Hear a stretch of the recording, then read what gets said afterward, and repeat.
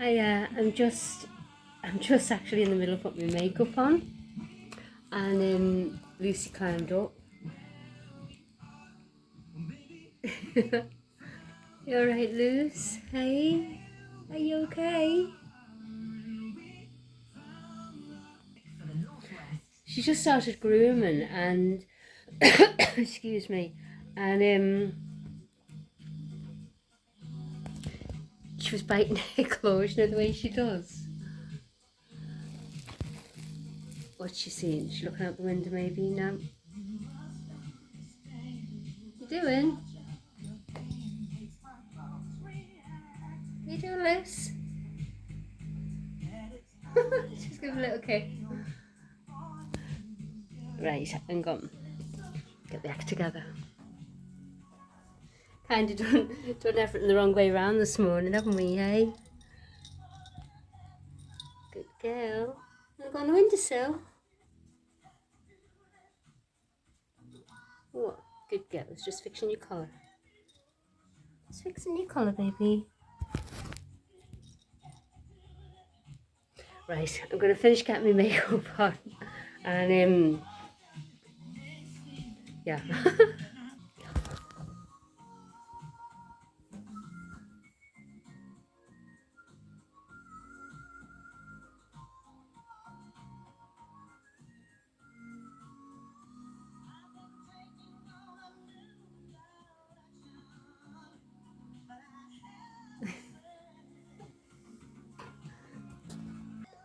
What do you think you're up to?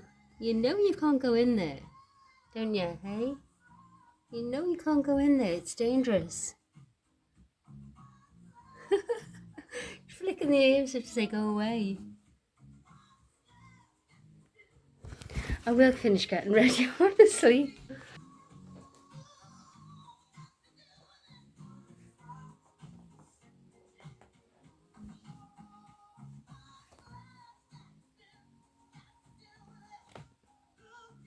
What are you up to? I can't see whether you can see her. What are you up to? Really? She's like a toddler, like a child. That's better. Stay where I can see you, because I'm getting ready here, Luce. Good girl.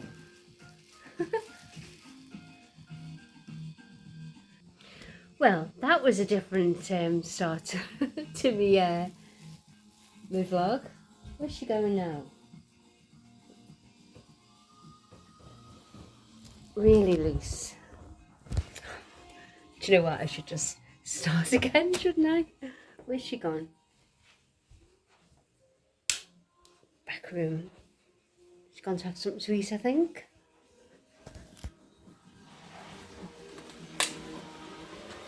Yep, she's gone to have her food. She already had her soup and her yogurt. She always leaves some of the soup though. She's happy. Good girl. Right, while I'm out here, I might as well get the kettle on at night. Washing's nearly finished. Whoops. What you after, Luce? You after? You've had your food, you've had your soup and yogurt. So what's next? What do you want? She's funny. I was going to give her a treat, but she's gone back into the through to the back room. So let's go in and have a cuppa.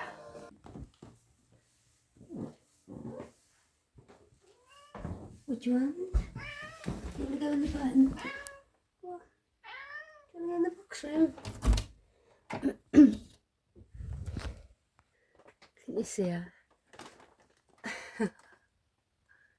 On the windowsill. You okay, Liz? Not sure if you can see her. What? You having a nose? Having a nose into the garden?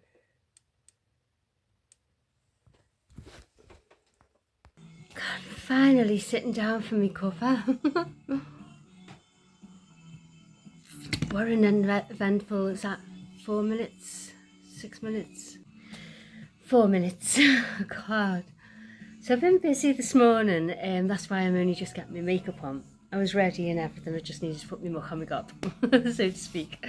Yeah, so, yeah, Lucy just so distracted me, didn't she? So, as you can see, she's not there, she's in the box room. She often does that, she often meows, asking me to open that door. That's just like the junk room, basically. I was not going to show you the mess. So yeah, she loves going on the windowsill and having a nose out into the back garden. So the weather update, it's raining. It was chucking it down in the night, and Cliff must have let Lucy, well, obviously he did let Lucy out when he went to work early this morning, because when I got up she was on the step and she was soaked, but she's fine. I dried her and gave her her food, so. But she didn't want her food at first, she wanted her soup and yoghurt. She goes to the drawer and she knows exactly what she wants, and that's why my hair's driving me nuts. That's why I said I think she wants a treat now, because she's had her soup and yoghurt, she's had her food, and now she's after a treat. So after I stirred my cup of tea, I was about to go in the drawer and get the treats, but she toddled off. So I've got to go into Crosby this morning, but I'll walk. As you know, I like to walk, and I'll just have my brolly. I don't know whether I'll do a walk and talk to Crosby, I don't know yet. I'll see how I feel. I'm going to have this cuppa, then I'm going to upload it, finish the vlog, upload it, and I'll do some toast, I think, and I think I'll put some honey on it, honey on my toast. Next Tuesday is Pancake Day, Pancake Tuesday, so I'll be having plenty of honey on my pancakes that I do, so that'll be nice. My dad used to do them wafer thin, the pancakes, and it was supposed to, so I mean there was a lot of us, like there was like us 5 kids and my mum and dad, so there's 7 of us, wasn't there? So through the years my dad always liked to do the pancakes, and my mum could do them, but my dad used to like doing them, and he'd do them wafer thin, and I think it was to make sure they all went round, so I kind of do a generous helping. I cheat, I don't make my own. I'll show you, hang on. Saves me getting them down, I can show you there.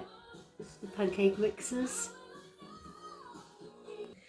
Sometimes I need to get my little step, because it's so high up. If it's right at the front, I can reach up, but then my hand starts pushing it backwards as I'm trying to grab it, and in the end I think, why didn't I just get my little step to begin with? I think my washing was actually finished. It was quiet out there, but I can't get used to it only being like 35-minute cycle.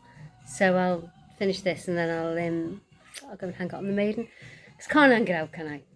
But I can dry the towels at least. Yeah, because look, raining. Cunard, you know, the shipping company, they've added a new cruise ship to their fleet, because we've got the Queen Elizabeth, we've got the Queen Mary too, and we've got Queen Victoria, haven't we? So on the 3rd of June this year, there'll be a naming ceremony in Liverpool. I can't wait. The new ship is Queen Anne. I WhatsApped it to Anne. I told her, you know, our friend Anne Gardner, I said, they've finally named a ship after you.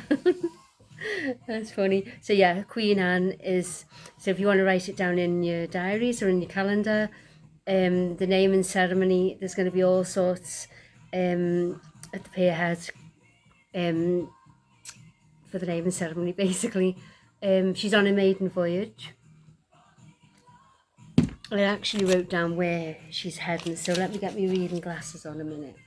Hang on. Right, got it all written down on my little post-it notes. Right, maiden voyage on the 24th of May from Southampton. So if you're near Southampton, you'll see her leave on the 24th of May. And she's calling at Edinburgh, South Queensferry, Invergordon, Greenock, Belfast, and then Liverpool. And then the evening departure, so she'll be passing here early in the morning, but they said it's not going to be too early where you won't miss it, so I probably won't look at it this way. I'll probably just go straight into town. So we should be spending a day in at the pier head with all the celebrations, and then the evening departure, I don't know what time, is going to, I don't know how to pronounce that, Cobh, C-O-B-H in Ireland. So she'll be going to Cobh, or Cobh, I don't know, in Ireland, and then from there she'll go back to Southampton. So just get my proper glasses on. Useless without them. I can see, but it's blurry, hazy. So yeah, that's 24th of May from Southampton, and she'll arrive in Liverpool on the 3rd of June. So just copy all that into your diaries and the your calendars and whatever, or just etch it on your brain. not happening with me, because, like, you know, if it's not written down, it's not happening. So it's got to be written down, and I won't forget that. Nearer the time, I'll remind you anyway, but as soon I got the notification yesterday morning, but I was busy, so I didn't do a little vlog on it. But then later on, when I got the Echo, it was front page, yesterday's Echo. So yeah, Queen Anne is the new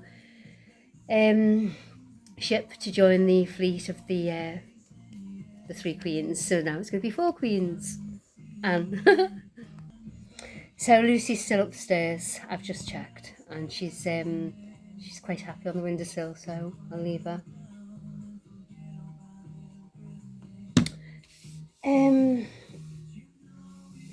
Oh yeah, this book, Secret Liverpool, an unusual guide. It's really, really interesting. It's the back of it. Looks a bit blurred to me, but yeah. My sister got it me for Christmas, with me Christmas present, and it's one of them where you don't get time to just, or get time, but the spare time you get, you're doing other things, so you're not really relaxing. But the other day I thought, I'll have a nose at this, and do you know what? It's dead interesting. I'll get some. I'll get on a page in a minute and show you, but it's like a walker's guide.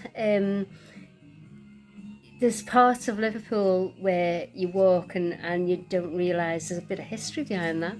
So she said, with me doing my vlogs, she thought of me and thought I'd like that, and I do. I love it. Thanks, Pam. Love it. Right, one of them is the mantra of the Bronze Beatles. Right, it says, oh, I can't even pronounce that.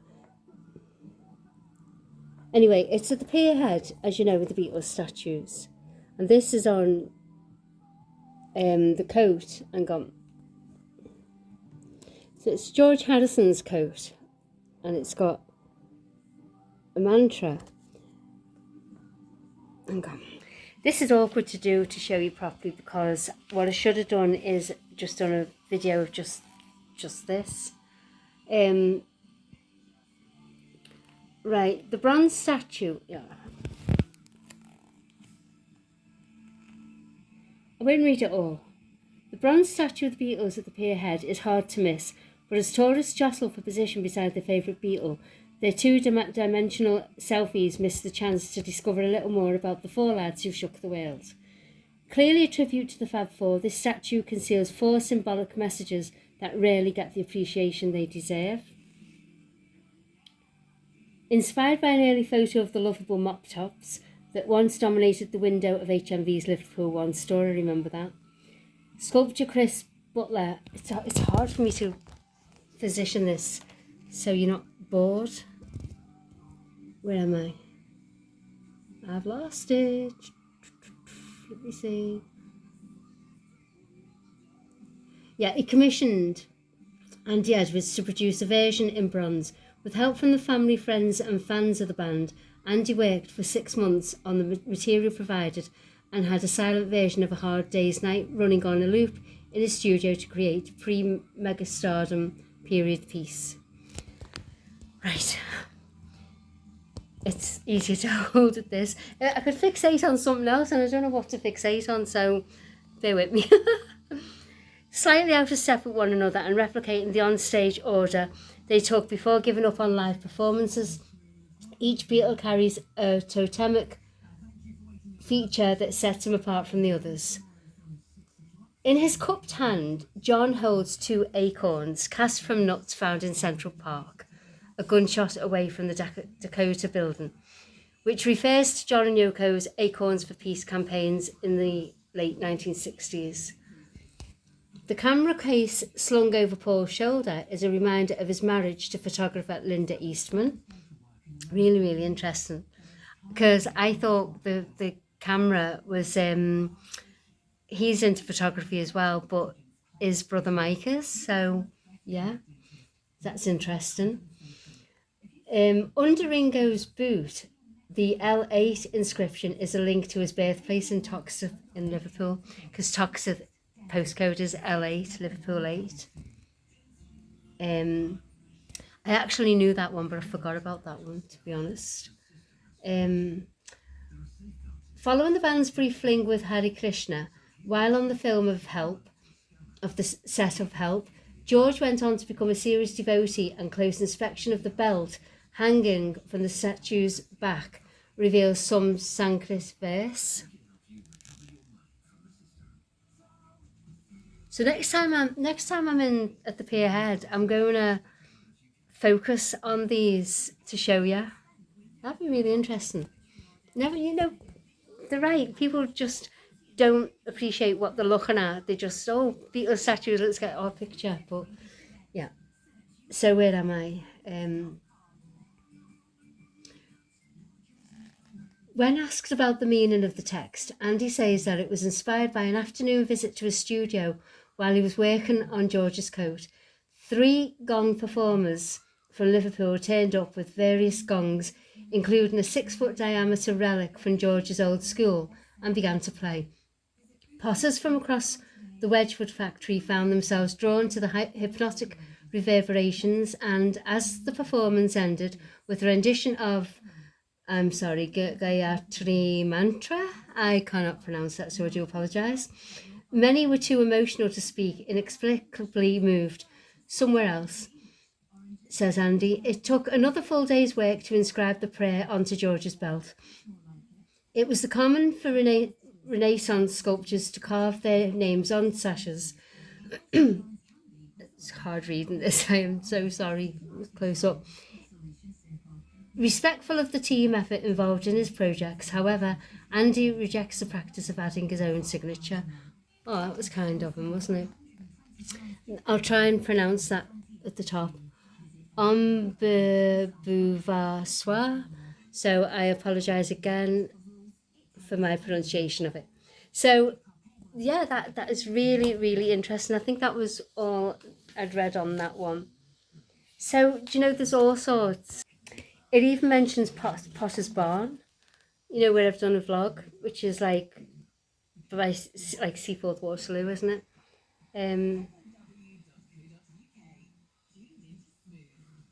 So yeah, it's got quite a lot of interesting places to go and look for.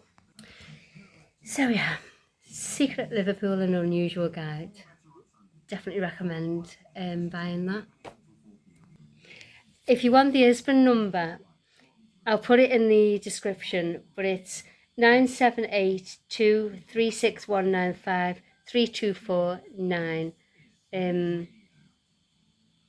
Is that a bit blurred for you, maybe? But anyway, I'll put it in the description. Oh yeah, and before I go, because I'm going to wind this up now, I forgot. The other day, I put, on my community page where I put the Chinese New Year dragons, the parade, I sent the pictures to the Daily Mirror, and I got her email yesterday morning off Siobhan McNally of the Daily Mirror, and I sent a couple of pictures, and she said one of them she will use in the Daily Mirror today. So when I go out, I'm going to get the Daily Mirror, so later on I'll do a little vlog on the picture that's in the Daily Mirror. So yeah, thanks Siobhan McNally in advance, because it's in the Daily Mirror today, so I'm looking forward to seeing that. True Blue Madonna, I love this one. When my daughter was born, and this was playing on the hospital radio, so yeah, absolutely love it. Always reminds me of me and my daughter. And at 18th we danced to it together, so yeah. Right, I'm going to finish now. Lucy's still upstairs. At least she's in out of the rain, so I'm going to get myself organised, see to me washing, upload this, see to me washing, and then I better go to Crosby, hadn't I? So catch you later. So thanks for watching. Stay safe, be happy, keep dry if it's raining where you are, and keep smiling. So thanks for watching. See ya.